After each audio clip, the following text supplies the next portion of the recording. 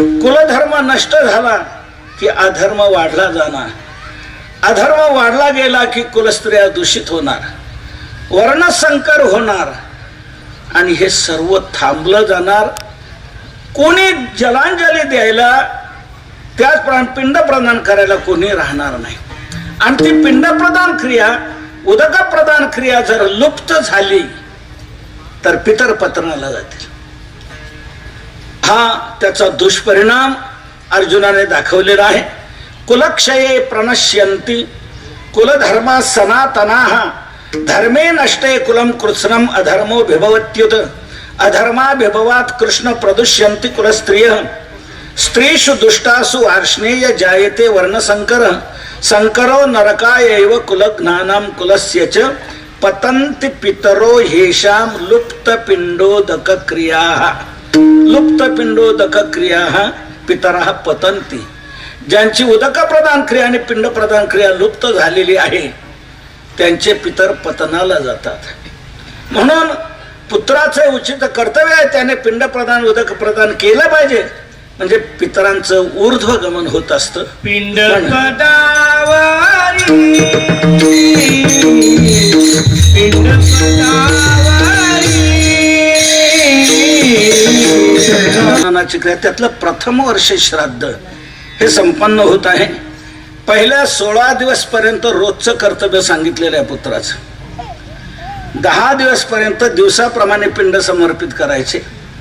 11वा 12वा 13वा केल्यानंतर 13वा 14वा 15वा आणि 16वा हे 4 दिवस आश्रम धर्माप्रमाणे संपन्न करायचे असतात. गृहस्थाश्रमी जर वारलेला असेल तर त्याचा 13वा संपन्न करावा. ब्रह्मचारी जर वारलेले असतील तर त्यांचा 14वा संपन्न करावा. वानप्रस्थी जर वारलेले असतील तर त्यांचा 15वा संपन्न करावा. आणि संन्यासी जर वारलेले असतील तर त्यांचा 16वा संपन्न करावा. त्याला षोडशी म्हणतात त्यांच्यात. तर याप्रमाणे 16 दिवस पर्यंत रोजचं कर्तव्य आहे. त्यानंतर दिवसाचं कर्तव्य संपलं, मग मासिक श्राद्ध करावं. मासिक श्राद्ध कुठपर्यंत करावं? महिने जिथपर्यंत आहे तिथपर्यंत करावं. काही लोक 5 महिन्यातच आटपून घेतात, 5.5 महिने करून थांबतात. ते चुकीचं आहे. महिने जिथपर्यंत असतात तिथपर्यंत करावं, म्हणजे वर्षापर्यंत करावं. आणि मासिक श्राद्ध कधी सोडायचं? वर्ष श्राद्ध झालं, वर्ष श्राद्ध संपन्न केला की मग मासिक श्राद्ध सोडायचं आणि वर्ष श्राद्ध करत राहायचं. तर हे पुत्राचं कर्तव्य सांगितलं. त्याप्रमाणे आज अण्णांच्या निमित्ताने त्यांचे दोन्ही सत्पुत्र, त्यांचा परिवार हे प्रथम वर्ष श्राद्ध संपन्न करतायत. कोणी म्हणेल मग तो श्राद्धाचा कार्यक्रम, पिंड प्रदानाचा कार्यक्रम, त्याप्रमाणे त्यांनी ते केलं असतं. आम्ही आलेलो लोक जेवलो असतो आणि गेलो असतो. तुमची मधी बडबड कशा करता? हा मध्ये अवसर हा आम्हाला 1 तासाचा 1.5 तासाचा कशा करता? आम्ही जेवलो असतो गेलो असतो. तर हा मधी अडसर एवढ्या करतात. उदक प्रदान पिंड प्रदान करणं हे कर्मकांड आहे. आणि कर्मकांडामध्ये अतिशय सूक्ष्मता सांगितलेली आहे, अतिशय नाजूकता सांगितलेली आहे. चांगल्यांना नेमकं कर्म कसं करावं हे कळत नाही. भगवंताच्या मुखातले भाषा आहेत. कवी लोक देखील या ठिकाणी मोहित झालेले आहेत. किं कर्म किम कर्मेती कवयोप्यत्र मोहिताः. कर्म म्हणे पेते कवन अथवा अकर्मा काय लक्षण, हे विचारिता विचक्षण गुंफवून ठेले एथ मोहिलेगा क्रांतदर्शी म्हटलं ज्ञानोबा आहे. म्हणजे चांगल्यांना नेमकं कर्म कसं करावं हे समजत नाही. आणि कर्म करत असताना मंत्रोच्चार आणि तंत्र हे दोन्ही योग्य प्रकारे व्हायला पाहिजे. मंत्र जरी थोडासा चुकला तर त्याचा मोठा दोष आहे. मंत्र थोडा जरी चुकला तरी त्याचा दुष्परिणाम हा भोगावा लागतो. त्याचप्रमाणे तंत्र देखील, तंत्र म्हणजे मंत्राप्रमाणे केली जाणारी क्रिया, त्याला म्हणायचं तंत्र. म्हणून मंत्रोच्चार हा योग्य व्हायला पाहिजे. त्या वृत्रासुराने इंद्राला मारण्याकरता यज्ञ केला, पण मंत्र म्हणण्यात चूक झाल्यामुळे झालं काय? इंद्र तर मेला नाही, पण या वृत्रासुराला मारण्याची पाळी आली. मंत्र चुकला की त्याचा दुष्परिणाम कर्त्याला भोगावा लागतो. तसंच तंत्र देखील योग्य व्हावं लागतं.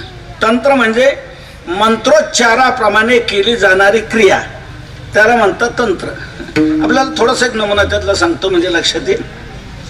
कोणतंही कर्मकांड करत असताना आपण बसलो का पहिल्यांदा ब्रह्मन आपल्याला काय सांगतात, नेत्रोदक स्पर्श हा मंत्र म्हटला. त्या मंत्राचा अर्थ काय आहे, डोळ्याला पाणी लावा. लगेच सांगितलं नेत्र उदक स्पर्श म्हणजे डोळ्याला पाणी लावा. म्हणजे त्यांनी तो मंत्र म्हणायचा आणि आपण तंत्र म्हणजे आपण पाणी डोळ्याला लावायचं, हे झालं तंत्र. त्यानंतर म्हटलं जातं आचम्य, केशवाय स्वाहा, माधवाय स्वाहा, नारायणाय स्वाहा, याप्रमाणे आचमन करायला मग सांगितलं जातं. तर आचमन कर हे मंत्र झाला आचम्य, आणि तंत्र म्हणजे त्याप्रमाणे आचमन आपण करायचं. प्रत्यक्षात ते आचमन करत असताना आचमनाकरता पाणी किती घ्यावं याचं शास्त्र आहे. उडीद भिजेल इतकंच पाणी घ्यायचं असतं. उन्हाळ्यात आणि हिवाळ्यात फरक नाही करायचा. उन्हाळ्यात ओंजळ भरून आणि हिवाळ्यात थोडस स्पर्श करायचा असं नाही. उडीद भिजेल इतकंच पाणी घ्यायचं असतं. ते जर जास्त घेतलं गेलं, अगर कमी घेतलं गेलं तर दारू पिल्यासारखं पाप लागतं. नाथ महाराज भागवतात सांगतात, कर्मी आचमन व्हावे तै माश मात्र जळ घ्यावे. माश म्हणजे उडीद, उडीद भिजेल इतकं पाणी घ्यावं.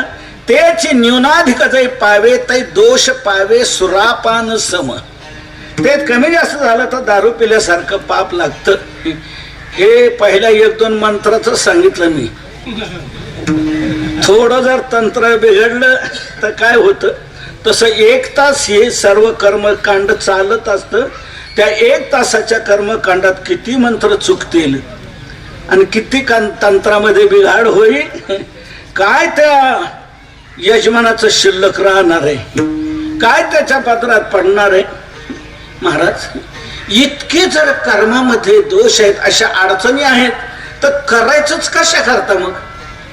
न केलेला बरा ना. न करणं हा तर मोठा दोष आहे. कर्म न करणं हा मोठा दोष आहे. करावे तर असे दोष आहेत. मग करावं काय, नेमकं करावंच.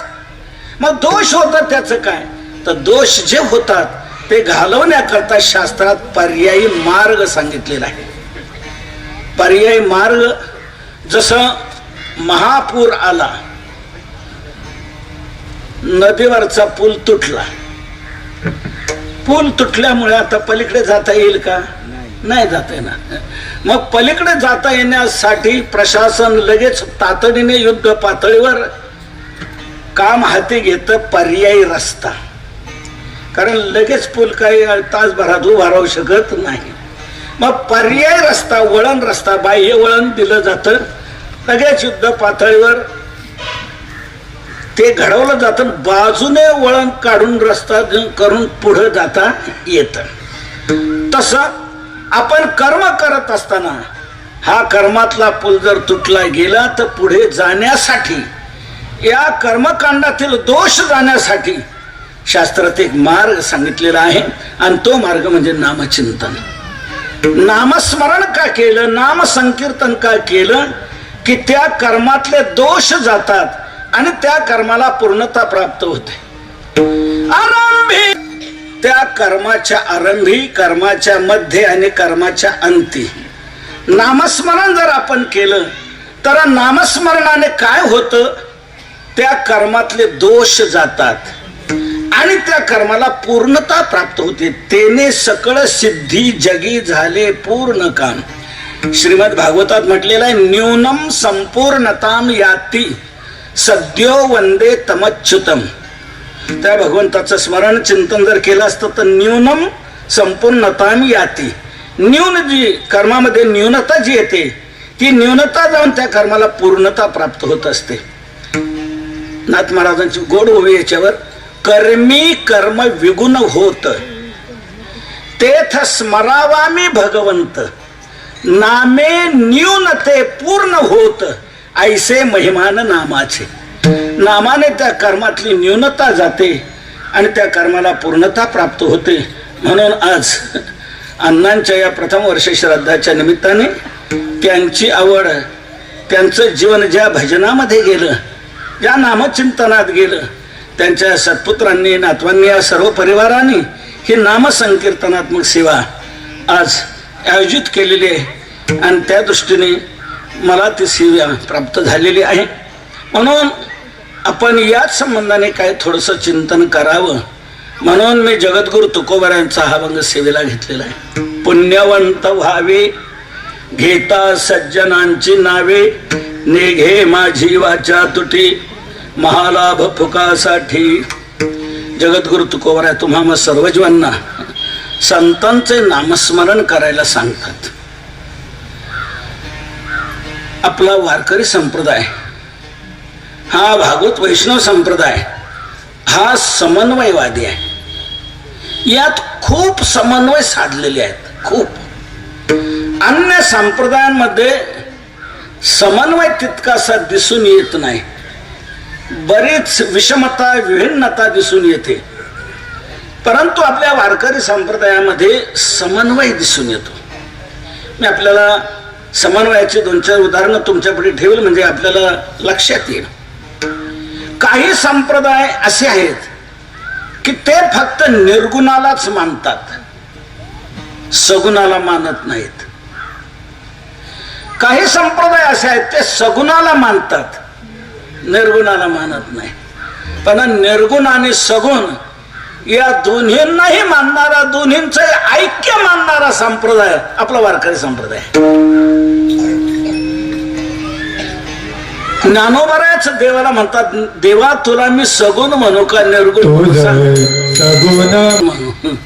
देव म्हणतात ज्ञानोबाराय तुमचंच मत सांगा. ज्ञानोबाराय म्हणतात माझं मत सांगू, सगुण निर्गुण एक गोविंद रे. सगुण आणि निर्गुण एक तू गोविंदच आहे. बाप रखमा देवीवरू सगुण निर्गुण, रूप विटेवरी दावेली खून.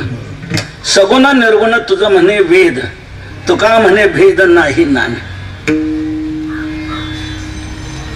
त्या नवरात्रात टिपऱ्या खेळतात ना, नाद कधी निघतो? एकावर एक मारली, दोन्ही एकत्र आल्या की मग नाद उमटतो. दोन्ही टिपरी एकच नाद.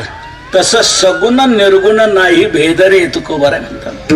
सगुण आणि निर्गुण दोन्ही एकच आहे. म्हणजे दोन्हीचं ऐक्य मानणारा संप्रदाय आपला वारकरी संप्रदाय. आता पुढे चला. काही लोक देवाला मानतात, देवीला मानत नाहीत. काही लोक देवीला मानतात, देवाला मानत नाही. पण देव आणि देवी दोन्हीचं ऐक्य मानणारा संप्रदाय आपला वारकरी संप्रदाय. देवो देवी मीची पाही, देव आणि देवी मीच आहे, दोन्हीचं ऐक्य मानणारा संप्रदाय आपला वारकरी संप्रदाय. ज्या वेळेला एखाद्या दैत्याचा मृत्यू जर स्त्रीच्या हाताने असेल तर देवाला त्यावेळेला स्त्री होऊन यावं लागतं, देवी होऊन यावं लागतं. तोच देव त्याच्या घाता करता, नाशा करता देवी होऊन येतो. अनादि निर्गुण प्रगटली भवानी, मोह महिषासुर मर्दना लागुनी. त्रिविध तापाची करावया झाडणी, भक्ता लागी तू पावसी निर्वाणी. आईचा जोगवा जोगवा मागे. तोच देव महिषासुराला मारण्याकरता देवी होऊन येतो. म्हणून देव आणि देवी ही वेगळे नाही, दोन्ही एकच आहे. दोन्हीचं ऐक्य मानणारा संप्रदाय आपला वारकरी संप्रदाय. आता पुढे चला. आणखी काही लोक विष्णूला मानतात, शंकराला मानत नाही. काही शंकराला मानतात, विष्णूला मानत नाही. फक्त ते विष्णूचीच करतात, कोणी फक्त शंकराची करतात. दोन्हीला एकत्र मानत नाहीत. परंतु दोन्हीलाही एकत्र मानणारा आपला वारकरी संप्रदाय आहे. अरे हरी आणि हर, हरिहरा नाही भेद, हरिहरा भेद, हरिहरा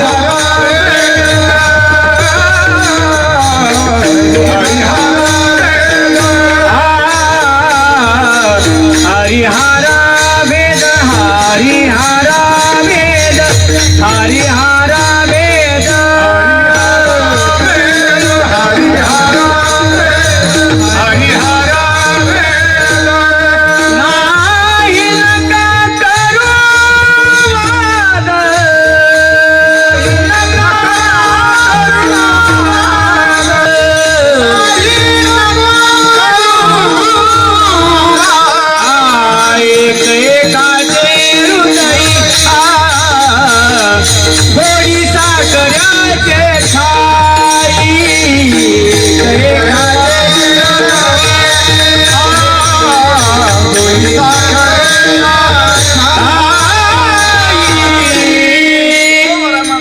हरिहरा भेद नाही करू नये वाद, एक एकाचे हृदय गोडी साखरेच्या ठाई. हरी आणि हरामध्ये भेद नाही, तुम्ही वाद करता कशा करता? दोघेही एकमेकाच्या हृदयात आहेत, एक एकाचे हृदय. शिवस्य हृदयम विष्णू, विष्णोस्तु हृदयम शिव. विष्णूचं हृदय म्हणजे भगवान शंकर आहे, शंकराचं हृदय म्हणजे भगवान विष्णू आहे. दोन्ही एकच आहेत. गोडी आणि साखर यात तुम्ही वेगळे करणार का? दोन्ही एकच आहेत. गोडी साखरेच्या ठाई. तुम्हाला दोघांमध्ये भेद वाटायला दिसतंय का? असं दोघांमध्ये भेद का तुम्ही मानता? दिसतंय का असं? वेलांटी नाही का? फक्त तेवढीच ना. एकाला वेलांटी आहे आणि एकाला वेलांटी नाही. भेद काशी नाड, एक वेलांटीचा आणि एक वेलांटीच फक्त तुम्हाला दिसायला आहे. ते दिसायला आहे, त्या दोन्हीत भेद नाही, दोन्ही एकच आहे, एकच आहेत. हा माझा कोणता हात आहे? उजवा. हा कोणता? पण दोन्ही माझेच ना. उजवे वाम भाग, तुका म्हणे एकच अंग. तसं हरी आणि हर हे दोन्ही एकच आहे असं ऐक्य मानणारा संप्रदाय आपला वारकरी संप्रदाय. म्हणून आपल्या वारकरी संप्रदायामध्ये जशी आपण एकादशी करतो तसाच शिवरात्री हा उत्सव उपवास करतो, एकादशी करतो, तसं सोमवारी आपण करतो. म्हणून तुकोबऱ्यांनी कोणी लोक एकांगी ओढतील रीग म्हणून तुकोबऱ्यांनी सांगितलंय व्रत करा एकादशी सोमवार. एकादशी करा तसं सोमवारही करा, भेद शिरू देऊ नका तुमच्यामध्ये. तुकोबरा म्हणतात एकादशी व्रत सोमवार न करीती कोण त्यांची गती होईल नेनो. म्हणून एकादशी आणि सोमवार दोन्ही करायला आपल्याला सांगितलेलं आहे. म्हणून दोन्हीचे ऐक्य मानणारा संप्रदाय आपला वारकरी संप्रदाय आहे. मला पुढचा आणखी एक महत्वाचा भाग सांगून आपल्या अभंगात प्रवेश करायचा आहे. काही लोक फक्त देवाला मानतात, भक्ताकडे पाहत नाहीत. काही लोक भक्ताकडे मानतात, देवाचा विचार करत नाही. पण देव आणि भक्त या दोन्हीचा ऐक्य मानणारा संप्रदाय आपला वारकरी संप्रदाय. कोणी देव तो देवच राहतो, भक्त तो भक्तच राहतो म्हणतात. दोन्ही एक कधी होऊ शकत नाही म्हणतात. पण आपल्या वारकरी संप्रदायामध्ये भक्त देव हे एक होऊ शकतात. देवते संत देवते संत निमित्त त्या प्रतिमा, निमित्त त्या प्रतिमा, निमित्त त्या प्रतिमा. देवते संत निमित्त त्या प्रतिमा, निमित्त त्या प्रतिमा, निमित्त त्या प्रतिमा. फक्त नाम भेद आहे, मूलतः भेद नाही. दोन्ही एकच आहेत. तेवी आम्हा तया परस्परे बाहेर नामाचीची अंतरे. वाचून अंतवट वस्तू विचारे मी ते चित्ते, ते आणि मी एकच आहे. तुका म्हणे येथे नाही भिन्न भाव, भक्त तोची देव, देव भक्त. एका अंगी दोन्ही झाली हे निर्माण, देव भक्त पण साधू सेवा एकच आहे. दोन्ही मध्ये भेद नाही.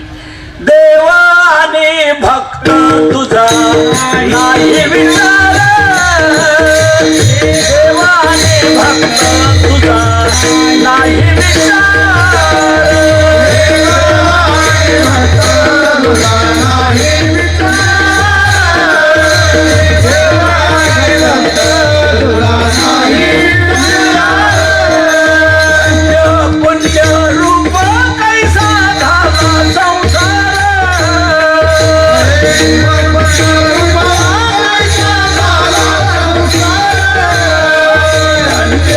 पुण्य रूप कैसा झाला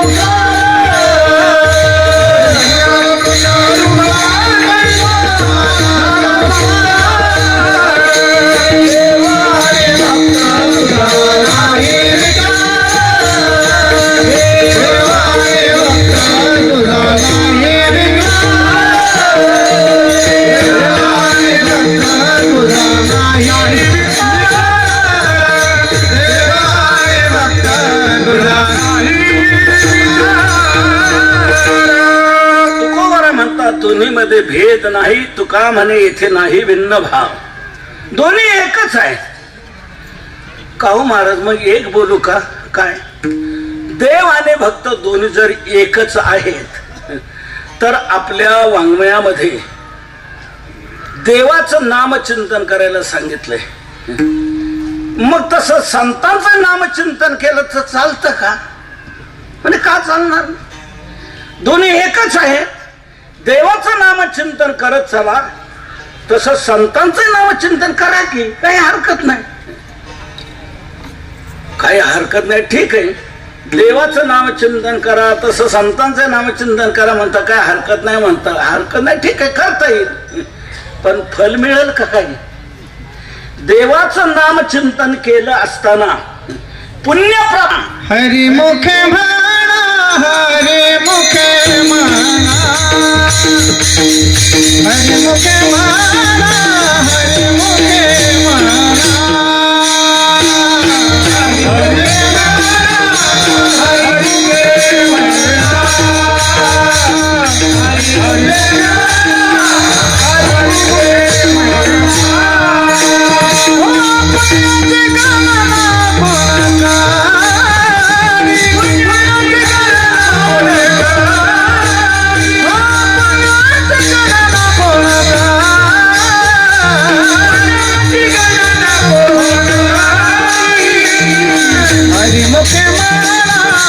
हरिमुखे म्हणा, हरिमुखे म्हणा, हरिमुखे म्हणा,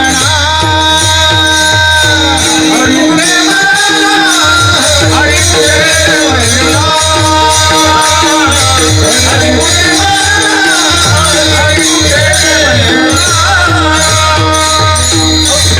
ज्ञानोबरांनी देवाचं नाम चिंतन कर. मुखाने तुम्ही हरी म्हणा, काय म्हणा, हरी म्हणा. काय होईल? पुण्य मिळेल. किती मिळेल? कोण मोजमाप करेल? पुण्याची गणना कोण करेल? देवाचं नाम घेण्यामध्ये असं अगणित पुण्य सांगितलेलं आहे. म्हणून आम्हाला तर पुण्यवान व्हायचंय, पुण्यवंत आम्हाला व्हायचंय.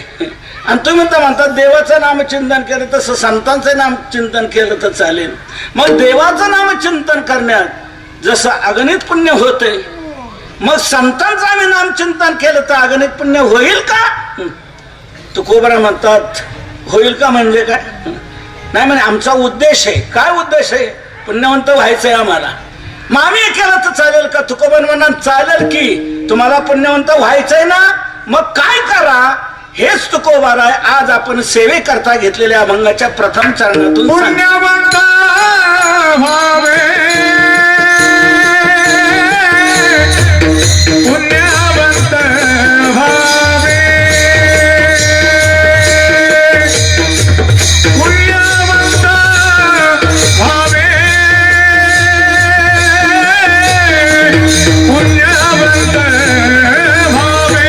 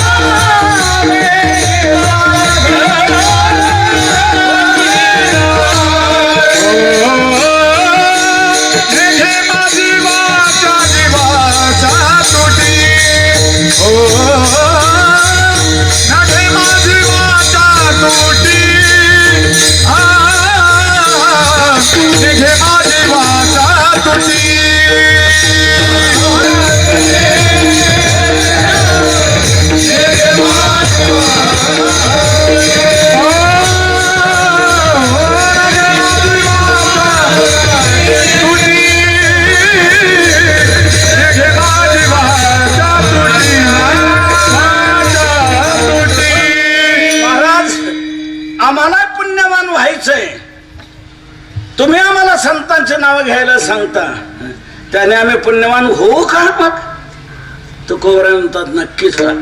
तुम्हाला पुण्यवंत व्हायचंय ना? हो. मग सज्जनांची नावं घ्या आणि पुण्यवंत व्हा. पुण्यवंत व्हावे घेता सज्जनांची नावे, सज्जनांची नावे घेता पुण्यवंत व्हा. सज्जनांचं नाव घेत घेत घेत पुण्यवंत व्हावं. देवाच्या नामचिंतनातून जसं पुण्य मिळतंय तसंच तुम्हाला संतांच्या नामचिंतनातूनही पुण्य प्राप्त होईल. म्हणून तुम्ही संतांचंही नामचिंतन करा. मनुष्याने आपल्या जीवनात एक लक्षात घ्यावं, पुण्यवंत होण्याचा प्रयत्न करावा. जीवनात पुण्यच पुण्य मिळवण्याचा प्रयत्न करावा. अगाध पुण्य प्राप्त होऊ शकतं सज्जनांचं नाव घेण्यामध्ये. पुण्यवंत हे बहुवचन आहे. जसं भगवत नामाचं भगवंत हे बहुवचन आहे, भगवान भगवंत भगवंत, तसं पुण्यवत नामाचं पुण्यवान पुण्यवंत पुण्यवंत हे बहुवचन आहे. अगाध पुण्य नामचिंतनाने मिळू शकतं, जसं देवाच्या तसं संतांच्या. म्हणून संतांचं नाम घ्या आणि पुण्यवंत व्हा. मनुष्याने जीवनात पुण्यवंतच होण्याचा प्रयत्न करावा. इतर वंत नाही झालं तरी चालेल, पण पुण्यवंत मात्र नेमकं व्हावंच. इतरवंत होण्यामध्ये काही पदरात पडेल असं काही नाही, काही वेळेला अनिष्टही निर्माण होईल. पण पुण्यवंत होण्यामध्ये अनिष्टाची निवृत्ती होऊन इष्टाची प्राप्ती होईल. जीवनात काही जे चांगलं घडून येतं ते पुण्याने घडून येतं, हे पुढे सांगणार आहे. म्हणून मनुष्याने इतर काही घडण्यापेक्षा इतर काही मिळवण्यापेक्षा पुण्यच पुण्य मिळवण्याचा प्रयत्न करत जावा. इतरवंत होणं अनेक आहेत. आपल्याला एक दोन नमुने फक्त सांगतो. गुणवंत व्हावं का होऊ नये? व्हावं. गुणवान असावंच, गुण असावेतच. पण गुणवंत होण्यातून त्याची जर जोपासना नीट केली नाही तर त्याच्यातून दोषही प्राप्त होऊ शकतो. गुणवंत होण्यातून इतर दोषही पदरात पडू शकतात. तुकोबराय म्हणतात, गुणवंत केलो दोष जाणायासाठी माझे माझे पोटी बळकट दूषण. बळकट दूषण त्यातून घडू शकतं. म्हणजे गुणवंत होण्याचा दुष्परिणाम कशा करता गुण आहे, त्याची जोपासना काय केली पाहिजे, त्याचं जर तत्वाच कारणीभूत होईल गुणवंत होणं. धनवंत होवं का होऊ नये? व्हावं. पण जर नाही होता आलं तर काही अनिष्ट आहे का? नाही होता आलं तर त्यातून अनिष्ट काही नाही. पण धनवंत होण्यातून त्या धनाचा जर सदुपयोग केला नाही, धन योग्य मार्गाला लावलं नाही तर ते धनवंत होणे अनिष्टालाच कारणीभूत होईल की नाही? अनिष्टालाच कारणीभूत होईल. अनेक अनर्थ या धनातून निर्माण होत आहेत. श्रीमद भागवताच्या 23व्या अध्यायामध्ये, एकादश स्कंदाच्या 23व्या अध्यायामध्ये 15 अनर्थ द्रव्याच्या पाठीमागे सांगितलेले आहेत. स्थेयम हिंसा नृतम दंभ काम क्रोध स्मयो मद भेदो वैरम अविश्वास संस्पर्धा व्यसनानि च एते पंचदशानर्था. हे 15 अनर्थ द्रव्याच्या पाठीमागे आहेत. मी आता ते एक एक सांगत बसत नाही. ते 15 अनर्थ जर मी सांगायला लागलो तर तो आणखी 16वा अनर्थ निर्माण होईल. तर 15च राहू देऊ. धनवंत होण्यातून हे 15 अनर्थ आपल्या पाठीमागे लागू शकतात. म्हणून इतरवंत होण्यातून लाभ असेलच असं नाही, पण हानीही होऊ शकते. पण पुण्यवंत होण्यात हानी काहीच नाही. पुण्यवंत होण्यातून लाभच लाभ आहे. काय आहे मी पुढे आपल्याला नंतर सांगेन. तर मनुष्याने इतरवंत होण्यापेक्षा पुण्यवंत व्हावं.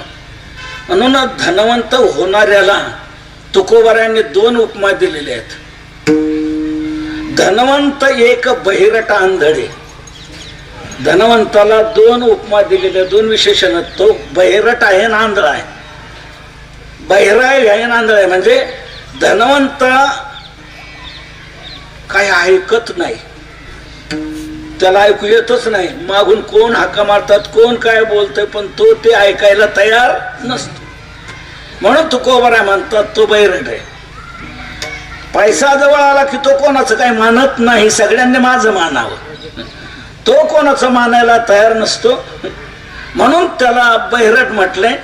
आणि धनवंताला दिसत नाही नीट, म्हणून आंधळा म्हटले. आता त्याचा विस्ताराला आपल्याला वेळ नाही, जाऊ द्या. तर धनवंत इतरवंत होण्यापेक्षा जीवनात पुण्यवंत व्हावं. पुण्यवंत होण्याकरता जसं देवाचं नाम उपयोगाला येतंय, तसं संतांचं नामचिंतन केल्याने पुण्य मिळू शकते. म्हणून बाबांनो, देवाचं नामचिंतन करा, तसंच भक्ताचे, संतांचे, सज्जनांचे नामचिंतन करा. हरकत नाही, त्यातून तुम्ही पुण्यवंत व्हाल. महाराज, तुम्ही आम्हाला सज्जनांचे नावं घ्यायला सांगता, त्यातूनही पुण्य मिळेल असं तुम्ही म्हणता. आम्ही थोडंसं बोलू का? तुम्हाला राग तर येणार नाही ना? राग यायचं काय कारण नाही. सत्य सांगत असताना आम्हीच म्हणतो जे येईल त्याला येईल राग, पण आपण सत्य का सोडायचं? तू का म्हणे सत्य सांगे एवो तर रागे येते ते. तसं तुम्हाला काय बोलायचं ते बोला, राग यायचं काहीच कारण नाही. आम्हाला सांगता तुम्ही सज्जनांची नावं घ्या, बोलू का? तुम्ही घेता का? तुम्ही स्वतः ते नामचिंतन करता का?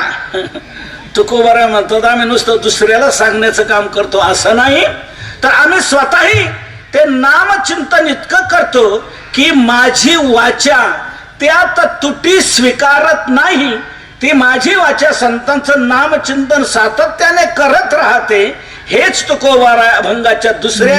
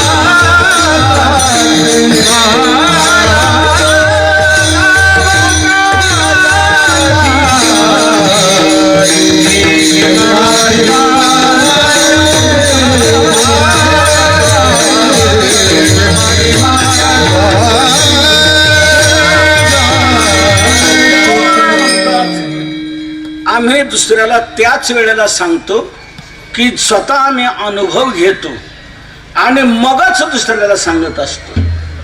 अनुभवे आले अंगा ते या जगात येत असेल. आम्हाला अनुभव आल्यानंतरच आम्ही जगाला सांगत असतो, त्याशिवाय आम्ही सांगत नाही. तुका म्हणे चाखोनी सांगे माझा अनुभव आहे अंगे. अनुभवाचे रस देऊ आर्त होता. आम्ही अनुभव पहिल्यांदा घेतो आणि मग लोकांना सांगत असतो. म्हणून माझी वाचा यात तूट स्वीकारत नाही. नेघे माझी वाचा तुटी, माझी वाचा तुटी नेघे. माझी वाचा संतांचं नामचिंतन करण्याची ही ओढ धरून राहते, ती तुटी स्वीकारत नाही. सतत संतांचं नाम ती घेत राहते. आम्ही अनुभवाने सांगत असतो. सध्या आम्ही मात्र याच्या उलट चालतो. सांगतोच खूप, तसं वागत काही नाही. तुकोबा म्हणतो आम्ही पहिला अनुभव घेतो आणि मग दुसऱ्यांना सांगत असतो. काही काही कीर्तनकार वर्षभर कीर्तन करतात, दिवसातून 4-4 कीर्तन, 6-6 कीर्तन, आणि कीर्तनातून सांगतात होय होय वारकरी पाहे पाहे रे पंढर, पंढरीशी दारे आल्यानो संसारा दिनाचा सोयरा पांडव.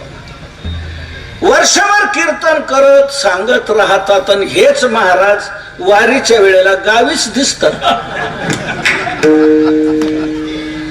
सांगतो आम्ही वारकरी व्हा, वारी करा. आम्ही सांगतो काय आणि वागतो काय याचा फरक आपणच आपला अंतर्मुख होऊन शोधला पाहिजे. लोकांना आपण तेच सांगावं की जे आपण अनुभव घेतला असेल ते. आम्ही सांगतच राहतो, तसं वागत काही नाही. आता अलीकडे दशक्रियेच्या वेळेला प्रवचन करण्याची पद्धत फार सुरू झाली. कोणाची दशक्रिया असली का प्रवचन. ज्याने आयुष्यात कधीच प्रवचन ऐकलं नाही, पीत पीत मेलाय, त्याच्याही दशक्रियेला प्रवचन. असे प्रवचन करणारे महाराज खूप आहेत. आता एका प्रवचनात एका महाराजांनी ओवी घेतली. सकळ तीर्थांची धुरे जी एका माता पितरे तये सेवे सिकीर शरीरे लोण कीजे. आई वडिलांची सेवा करा. आई वडिलांचं काय महत्व आहे, वेदात काय सांगितलंय, शास्त्रात काय सांगितलंय, पुराणात काय सांगितलंय, संत वाङ्मयात काय सांगितलंय. अतिशय मार्मिकतेने प्रवचन केलं. हृदयाला हेलावा बसेल असं प्रवचन झालं. अतिशय लोकांची अंतःकरणं हेलावली, डोळ्यातून अश्रू गळू लागले. इतकं सुंदर आईवडिलांच्या सेवेचं महत्व सांगितलं. लोक द्रवित झाले. खरं असं प्रबोधन व्हायला पाहिजे. काकस्पर्श झाला. खालून कार्यकर्त्यांच्या चिठ्ठ्या आल्या, महाराज आवरून घ्या, आता श्रद्धांजल्या व्हायच्या आहेत. संपलं प्रवचन, निघाले. लोकांत चर्चा सुरू झाली. काय प्रवचन झालं, खास प्रवचन, असं प्रवचन व्हायला, असं प्रबोधन पाहिजे. एक जण म्हणाला, अरे आपल्याकडे परवा जी दशक्रिया आहे यांचंच प्रवचन सांगा, त्यांना सांगा. पण म्हणे आपला काय परिचय नाही. म्हणे ते त्यांचं आहे, त्यांना म्हणा. त्यांना म्हटले या महाराजांचं प्रवचन आम्हाला हवं आहे, तुमचा आणि त्यांचा परिचय सांगता का. तो म्हणाला का बरं सांगायचं. का बरं म्हणजे काय प्रवचन उत्तम झालं, किती प्रबोधन केलं, खास असं प्रबोधन व्हायला पाहिजे. म्हणून आम्हाला वाटतं आमच्याकडे प्रवचन त्यांचं व्हावं. काय माणूस आहे, किती उत्तम. दगडाला पाझर फुटेल असं प्रवचन झालं. दगडाच्या पुढचं याचा अंतःकरण आहे का, याला काही वाटलं नाही. इतकं गोड प्रवचन होऊनही त्याला काही संवेदना नाही. म्हणतो कशाला ठेवता त्यांचं प्रवचन. का हो प्रवचन ऐकलं नाही का, डोळ्याचे अश्रू गळत होते लोकांचे, किती हृदय द्रवित झालेलं होतं. किती उत्तम आईवडिलांच्या सेवेचं वर्णन केलं. आणि तो म्हणता कशाला ठेवता. हा म्हणला मी म्हणूनच म्हणतो कशाला ठेवता अशांचं प्रवचन. अरे पण तेच पाहिजे. का बरं तुम्ही असं का म्हणता. बरं तो म्हणला मी म्हणतो, तुम्ही का बरं त्यांचं प्रवचन ठेवायचं म्हणता. हे म्हटले आई वडिलांच्या सेवेचं किती महत्व सांगितलं, किती बारकाईने चिंतन केलं, म्हणून आम्हाला वाटतं त्यांचं प्रवचन व्हावं. हा म्हणला म्हणूनच मी म्हणतो कशाला ठेवता आईनांचं प्रवचन. भाषा काय वापरतो मी असं का म्हणता. एवढ्या करता मी म्हणतो ज्या महाराजांच्या प्रवचनातून तुम्हाला वाटू लागलं की यांचं प्रवचन व्हावं का, म्हणून आई वडिलांच्या सेवेचं महत्व सांगितलं म्हणून ना. हो, मग ज्या महाराजांनी आई वडिलांच्या सेवेचं महत्व सांगितलं त्याच महाराजांच्या आई वडील वृद्धाश्रमात आहेत. आई वडिलांचं नाव घेत नाही, आई वडिलांना भेटायला जात नाही, आई वडिलांचा काय विचार करत नाही. म्हणजे आम्ही सांगतो काय आणि वागतो काय याचं अंतरच आम्हाला कळत नाही. फक्त सांगायचं, वागायचं तसं काहीच नाही. आणि सांगतो तसं जर वागत नसेल तर यमाच्या दरबारात त्याला सुटका नाही, सुटका नाही. इथं सुटका होईल, लोक मानतील, लोक सर्व काय करतील, पण यम नाही मानणार. नाही त्या यमाची करुणा,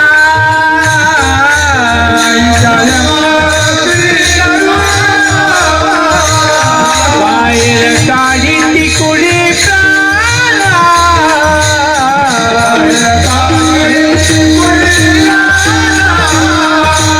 उडाळता पडेल निधना.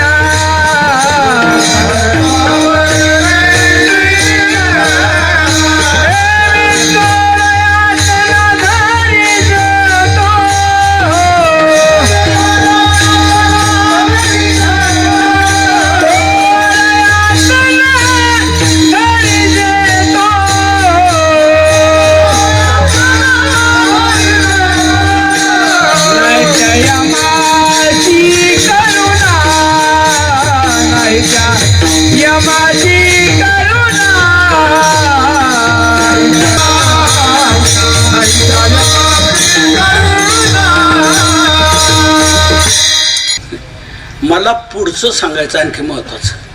शरीरातून प्राण घेऊन जाण्याकरता त्याच्या ठिकाणी करुणा नाही असं म्हटले. मला पुढचं सांगायचंय, जे सांगतात एक आणि वागतात एक, त्यांच्याविषयी नारायणाला करुणा येत नाही, हे मला सांगायचं पुढचं. ज्या वेळेला ह्या हबपंच आयुष्य संपतं आणि यमदूत येतात, यांनाही घेऊन देवाच्या यमाच्या समोर हजर करतात. यम लगेच चित्रगुप्ताला बोलावतो. चित्रगुप्ता, अरे बघ हे हवप, यांच्या बाबतीत काय निर्णय घ्यायचा सांग. चित्रगुप्ताला यम विचारतो, अथ कालश्चित्रगुप्तम आहूयेदमभाषत अस्य शिक्षा विधानंच यथावत वद पंडित. नारद पुराणात म्हटलेलं आहे, अथ काल हा चित्रगुप्तम आहूय, काल म्हणजे यम चित्रगुप्ताला बोलावून घेतो आणि इदम अभाषत, हे म्हणाला. काय म्हणाला? अस्य शिक्षा विधानम, याला कोणती शिक्षा द्यायची ते तू सांग. मात्र एक लक्षात घे, यथावत वद पंडित, जसं आहे तसं सांग, त्यातलं काही गाळू नको आणि तुझ्या पदरचं त्यात काही घालू नको, जसं असेल तसं सांग. तर चित्रगुप्त म्हणतो, त्याची फाईल माझ्याकडे आहे. सर्वांची फाईल चित्रगुप्ताकडे आहे, सर्वांची. जन्माला जे जे आले त्यांनी जन्मापासून मरेपर्यंत काय काय धंदे केलेत, काय काय चांगलं केलं आणि काय काय वाईट केलं, याची सगळ्यांची नोंद चित्रगुप्ताकडे आहे. आता तुमच्या मोबाईलमध्ये मी जर तुमचा मोबाईल लावला नंबर, तर तुमच्या मोबाईलवर माझा नंबर उमटतो की नाही? लगेच तुम्ही म्हणता त्यांचा फोन आला, बघ हा बघ त्यांचा फोन, लगेच मी इकडून दाबत तुमचं लगेच तुमच्या उमटतं. तसं आपण इथं जे करू, आपण इथं जे केलं की लगेच त्या चित्रगुप्ताच्या मशीनवर उमटतं, लगेच उमटतं. ही छोटी मशीन आहे, चित्रगुप्ताकडे इतकी मोठी मशीन आहे, अख्ख्या जगाचं रेकॉर्ड त्याच्यात बसतं.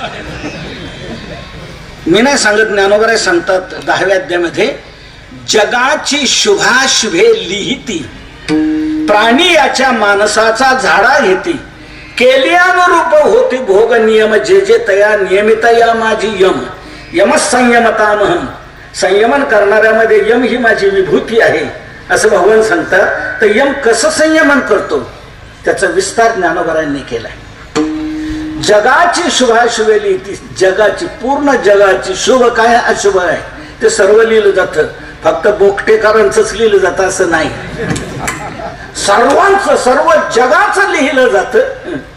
तसं महाराजांचं लिहिलेलं आहे. महाना ते लिहिलेली फाईल चित्रगुप्ताने दिली यमाकडे, यमाने वाचून पाहिली, पण सगळ्या ठिकाणी लगेच एक वाटत होतं, प्रत्येक ठिकाणी हे महाराज कीर्तनात असं सांगत होते आणि हे असं वागत होते, लगेच खाली असं सांगत होते, असं वागत होते, असं सांगत होते, असं वागत होते. सांगण्यात आणि वागण्यात कधीच ऐक्य झालेलं नाही. यमाने ते सगळे मुद्दे काढले एका बाजूला आणि यमाने त्याला समोर घेतलं. ओ हवप, तुम्ही कीर्तनात सांगत होता की नाही काय वारी करत चला? हो सांगत होतो. मग तुम्ही जात होते का? नाही देतो. पुन्हा विचारतो, तुम्ही कीर्तनात सांगत होते ना आई वडिलांची सेवा करा? हो सांगत होतो. मग तुम्ही करत होते का? नाही. का बोला? पुन्हा म्हणतो, पुन्हा म्हणतो, तुम्ही कीर्तनात सांगत होते ना सत्य बोलत चला? मग तुम्ही सत्य बोलत होते का? कीर्तन त्या गावच्या लोकांनी म्हणावं निघाले का घरून? हा निघालो. पुन्हा 1 तासाने फोन केला, कुठं आलात? म्हणे संगमनेर पर्यंत आलो. पुन्हा फोन केला, कुठे आलात? कोपरगाव पर्यंत आलो. आणि नंतर पुन्हा फोन केला, कुठे आहात? म्हणे अजून आळंदीतच आहे. अरे किती वेळा खोटं बोलत होता? तुला नाही यायचं तर नाही म्हणून सांग ना, मी येत नाही, मला येता येत नाही, अडचण. पण अगोदर 5-6 वेळा खोटं बोलायचं, नंतर पुन्हा म्हणायचं मी आळंदीतच आहे. खरं बोलत होतं का नाही? मग खापट काय? तू कीर्तनात सांगत होता ना उत्तम व्यवहाराने पैसा मिळवावा, जोडून या धन उत्तम व्यवहार आहे. मग तूच म्हणत होता की नाही एवढे दिशील तर येतो कीर्तनाला? म्हणत होता की नाही? हो म्हणत होता. मग खापट काय? तुका म्हणे दंड साहिल यमाचे, साहिल यमाचे.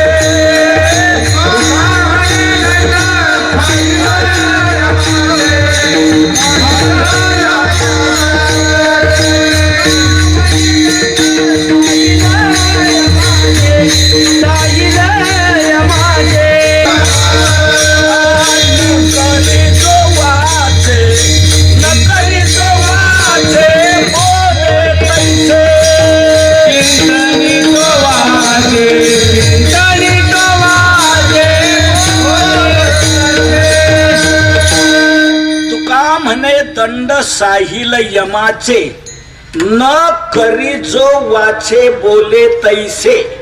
वाचे बोले तैसे, जो न करी तो यमाचे दंड साहिल. वाचेने बोलत आणि तसा जो करत नाही, तसा जो वागत नाही, त्याला यमाचे दंड सोसावे लागतील. यमाचे दंड सोसावे लागतील. यमाचे कोणी म्हणेल पण ते परमार्थच सांगतात ना. 2 तास कीर्तन करतात, चांगलं देवा धर्माचं सांगतात ना. मग त्यांना थोडीफार काही सूट दिली पाहिजे ना, त्यांच्या बाबतीत काही दया दाखवली पाहिजे ना. जसं सुप्रीम कोर्टाने जरी निर्णय दिला फाशीची शिक्षा, तरी शेवटचा एक मार्ग सुटण्याकरता राष्ट्रपतीकडे दयेचा अर्ज का केला? तर राष्ट्रपती एकंदरीत त्याचं पाहून त्याच्यावर दया करतात. सुप्रीम कोर्टाच्या निर्णयानंतरही शिक्षा रद्द करतात.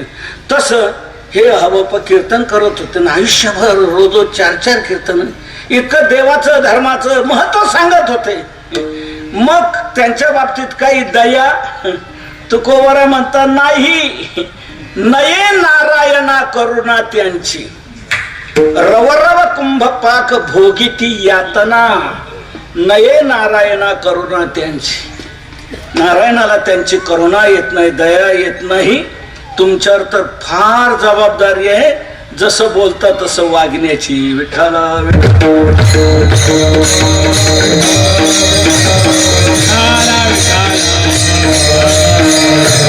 झालं महाराजांचं, पण संतांचं तसं नाही. संत स्वतः पहिलं वागतात, स्वतः तसं आचरण करतात आणि मग लोकांना सांगतात, आचरण करूनच सांगतात. तैसे संत जगी क्रिया करुनी दाविती अंगी. अंगी क्रिया करुनी दाविती. अर्भकाचे साठी पंते हाती धरली पाठी, बाळकाचे चाली माता जाणून पाऊल. तैसे संत जगी क्रिया करुनी दाविती अंगी. संत स्वतः आचरण करतात आणि मग लोकांना तसं सांगतात. महाराज म्हणतात, मी तुम्हाला सांगतो असं, मी स्वतः संतांचं नामचिंतन करतो.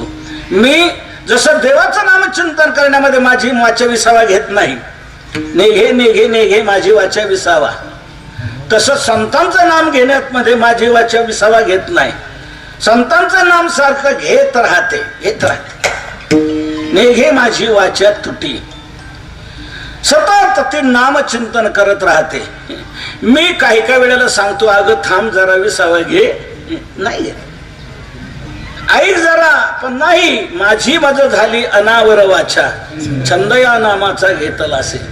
जसं देवाचं नाम घेत असताना माझी वाचा तुटी स्वीकारत नाही, तसं संतांचं नाम घेत राहिलं की माझी वाचा ती थांबत नाही. नाम घेतल्याशिवाय राहत नाही, घेतच राहते, येतच नाही. पण त्या घेण्यातून काय लाभ पदरात पडला का? तुकोबरा म्हणतात लाभ महालाभ. महालाभ संतांच्या नामचिंतनातून प्राप्त झालेला आहे. बरं याच्याकरता काय करावं काय लागलं असं काय नाही, फुकटात न नुसतं नाव घ्यायचं. नाव घेण्यातून महालाभ फुकासाठी, फुकासाठी महालाभ. महालाभ सर्वात श्रेष्ठ लाभ. सर्वात श्रेष्ठ लाभ कोणता आहे? भगवत प्राप्ती, परमात्मा दर्शन, परमात्मा साक्षात्कार.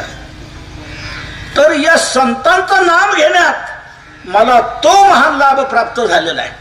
तुका म्हणे संता ध्याता परब्रह्मची आले हाता. संता ध्याता परब्रह्मची हाता आले.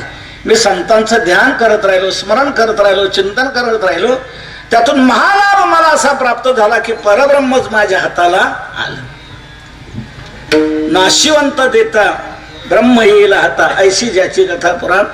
तर संतांचं नामचिंतन मी करत राहिलो, परब्रह्म माझ्या हाताला आलं. एवढा महान लाभ मला प्राप्त झालेला आहे. म्हणून मी तुम्हालाही सांगतो, तुम्ही संतांचं नामचिंतन करा, तुम्हालाही महान लाभ प्राप्त होईल. महाराज पण हे करत राहणं पण जीवनात करत राहण्यात श्रम होत असतात.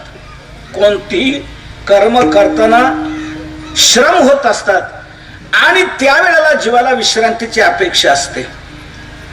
श्रमात विश्रांतीची अपेक्षा असते. मग हेच घेत राहण्यात श्रम होणार. मग विश्रांती काय पाहिजे ना, विश्रांती करता थांबलं पाहिजे ना. तुकोबरा म्हणतो विश्रांती करता थांबण्याची काही गरज नाही. त्यांच्या ठिकाणी नुसता तुम्ही भाव जरी ठेवला तरी तो भाव देखील तुम्हाला विश्रांती प्राप्त करून देणारं ठिकाण होईल. हेच तुकोबरा अभंगाच्या तिसऱ्या विश्रांतीचा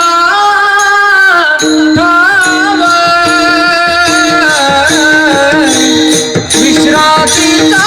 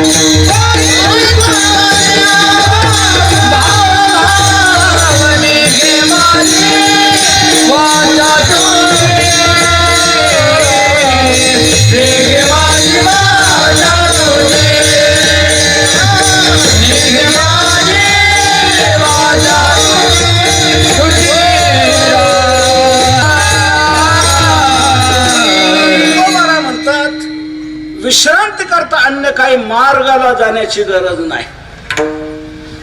संत हेच विश्रांतीचं ठिकाण आहे. जीवाला विश्रांती मिळाली यात काय नवल. देवालाही विश्रांती मिळण्याकरता संतांकडे जावं लागतं. देव नामदेवरायांना म्हटले, नामदेवा या पुंडलिकाने मला केव्हाच उभं केले, मला जरा विश्रांती घ्यावी वाटते, मला एखादं ठिकाण सांग.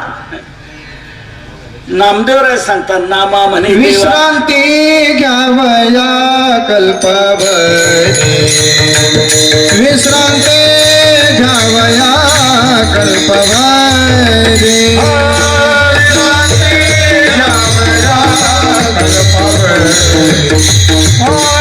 विश्रांती घ्यावया कल्पभरे.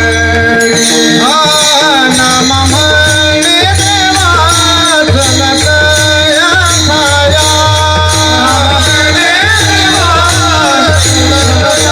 छाया, नाम म्हणे देवा जनकया छाया,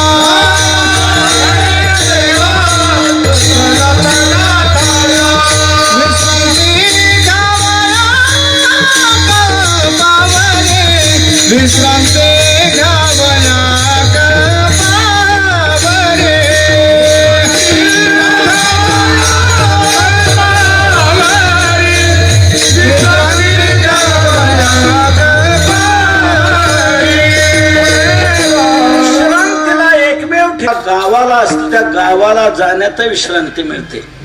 म्हणून चला आळंदीला चला, आळंदी हे गाव पुण्यभूमी ठाव, नामा म्हणे देवा चला तया ठाया. या भूमंडळावर तेच एक विश्रांतीचं ठिकाण आहे. विश्रांतीचे स्थान संतांचे माहेर, ते या भूमीवर अलंकापूर, म्हणून तिथे चला. म्हणून आपण देखील विश्रांती पाहिजे तर संतांच्या गावाला जावं. जाशी तरी जाई संतांची या गावा, होईल विसावा तेथे म्हणा. त्यांच्या गावाला जा, विश्रांती मिळेल. कोण म्हणेल त्या गावाला जायला आम्हाला कसं काही शक्य आहे, आम्ही दिव्यांग आहोत, आम्ही पंगू आहोत, आम्हाला जाता येणार नाही, पण विश्रांती हवी आहे. तुकोबर म्हणतात जाता येणार, नका जाऊ, नका जाऊ, काय हरकत नाही, तरी तुम्हाला संत विश्रांती देतील. कसे काय? तुम्ही नुसता भाव ठेवा संतांच्या ठिकाणी. नुसता भाव जर ठेवला, तुमच्या घरीच राहा, संतांच्या ठिकाणी भाव ठेवा, तो भाव तुम्हाला विश्रांतीचं ठिकाण ठरेल. विश्रांतीचा ठाव पायी संतांची या भाव, संतांची या पायी भाव विश्रांतीचा ठाव. संतांच्या चरणाच्या ठिकाणी नुसता भाव जरी तुम्ही ठेवून राहिला, तर तो भाव ठेवलेला तुम्हाला तो भाव विश्रांतीचं ठिकाण ठरेल. तो भाव ठेवण्यात तुम्हाला विश्रांती प्राप्त होईल. म्हणून खुशाल तुम्ही संतांचं नामस्मरण करा, संतांच्या ठिकाणी भाव ठेवा. सगळ्या आमच्या शंका सुटत चालल्या. देवाच्या प्रमाणे संतांचंही करण्यात तसाच लाभ आहे आमच्या लक्षात आलं. आता एक फक्त अडचण डोक्यात येते, काय? देवाचं नाम घेण्यामध्ये पुण्य प्राप्त होतं, हे जसं आहे तसं देवाच्या नामचिंतनाचा दुसरा असा दुहेरी फायदा आहे, पापही जातं. देवाचं नाम घेण्यातून जसं पुण्य मिळतं तसंच पापही जातं. शास्त्रात काही साधनं सांगितलेली आहेत. काही साधनं पुण्य देतात पण पाप घालवत नाहीत, काही साधनं पाप घालवतात पण पुण्य देत नाहीत. पण पापही घालून पुण्य देणार, दुहेरी फल देणार प्रायश्चित्तादी कर्म सांगितलेले आहेत. प्रायश्चित्त कर्म घेतल्याने पाप जातं, पण प्रायश्चित्त कर्म तुम्हाला पुण्य देत नाही. प्रायश्चित्ताने तुमचं पाप जाईल पण पुण्य मिळणार नाही. दान करण्याने तुम्हाला पुण्य मिळेल पण पाप जाणार नाही. दान पुण्य देईल पण पाप जाणार नाही. प्रायश्चित्त पाप घालवेल पण पुण्य देणार नाही. पण देवाचं आणि संतांचं नामचिंतन असं आहे की ते पुण्य देतं आणि पापही घालवतं. मग देवाच्या नामचिंतनात जसं पाप जातं तसं संतांच्या नामचिंतनात पाप जाईल का? कोण म्हणतात जाईल जाईल जाईल. अभंगाच्या शेवटच्या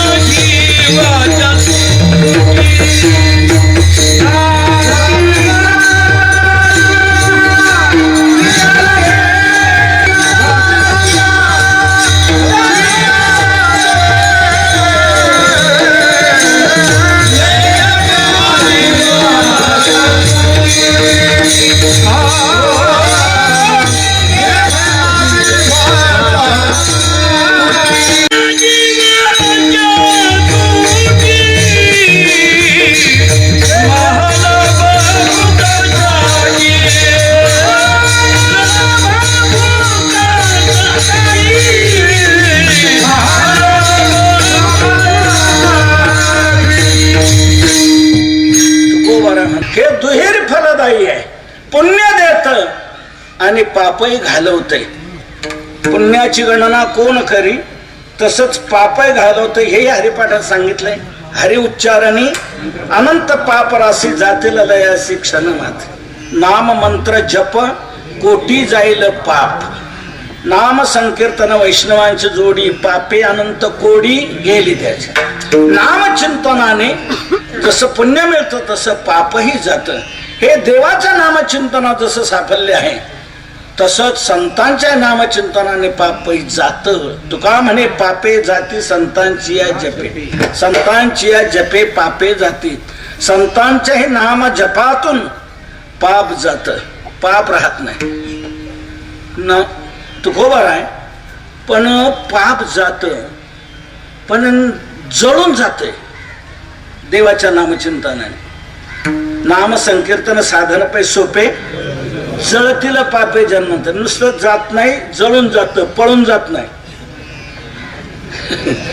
जळतील पापे जन्मंतरी म्हटलंय पळतील पापे जन्मंतरी नाही म्हटलं. जळतील. तू म्हणाल पळतील आणि जळतील काय फरक केला. फरक असा आहे पळालेली परत येऊ शकतात जळालेली परत येत नसतात. पळून जाणारे रंगू चार चौघांनी समजूत जर घातली अग रंगू असं रंग करणं बरं नाही. हे सोडून दे आपलं घराणं काय ते घराणं काय का पळून येते समजून सांगितल्यानंतर पळून जाणारे रंगू परत नांदायला येऊ शकते. पण जळून मिळालेली गंगू ते पुन्हा येऊ शकत नाही. जळून गेली ती गेली कायमची गेली. तसं इतर साधनाने पाप पळतायत पण नाम साधनाने पाप जळतात. जळतील पापे जन्मांतरे. तसं देवाच्या नामचिंतनातून जसे पाप जळतात तसं संतांच्या नामचिंतनातून पाप जळतात का. तुकोबार म्हणतात हो जळतात जळतात.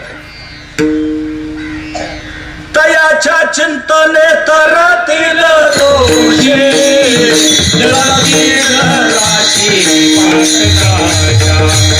जळतील राशी पातकाच्या.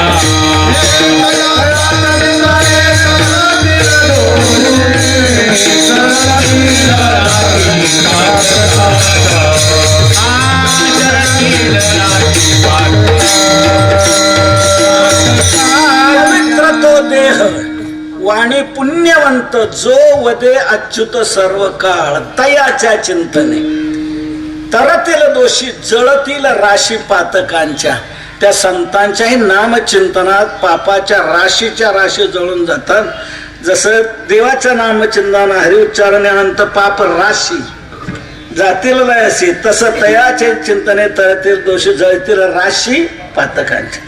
देवाच्या महाराज एका अभंगात म्हणतात बाबांनो देवाने स्वतः घोषित केलेलं आहे की माझ्याप्रमाणेच ज्ञानदेवाच्या नामचिंतनात तुम्ही रत व्हा. अनेक एक सोपारे ज्ञानदेव चार अक्षरे. जो जप करीला निर्धारे त्याचे ज्ञान होईल ऐसा दिला आशीर्वाद. माझ्या नामचिंतनाप्रमाणे ज्ञानदेव ज्ञानदेव असे तुम्ही नामचिंतन करा. ज्ञानदेव ज्ञानदेव नामचिंतन करण्यात माझ्या चिंतनात जे फल तेच ज्ञानदेव नामचिंतनात तुम्हाला फल प्राप्त होणार आहे. म्हणून नाथ महाराज देखील जनतेला याच देवाच्या संकेताप्रमाणे सांगतात तुम्ही देखील ज्ञान चार अक्षरी मंत्राचा जप करा. ज्ञानदेव चतुराक्षरी जप हा करीतू सर्वज्ञ. ज्ञानाज्ञान विरहित ब्रह्म प्राप्तीची संज्ञा. ज्ञाता ज्ञेय निजांग होय ऐसी प्रतिज्ञा. ज्ञानाग्नीने पापे जळती, हे ज्याची आज्ञा ज्ञानदेव म्हणतात, ज्ञानदेव देतो. ज्ञानोबरांच्या नामचिंतनाने पाप जळून जातात. म्हणून देवाच्या नामचिंतनाप्रमाणे संतांच्या नामचिंतनाचं फल आहे. म्हणून तुम्ही देवाप्रमाणे संतांचं नामचिंतन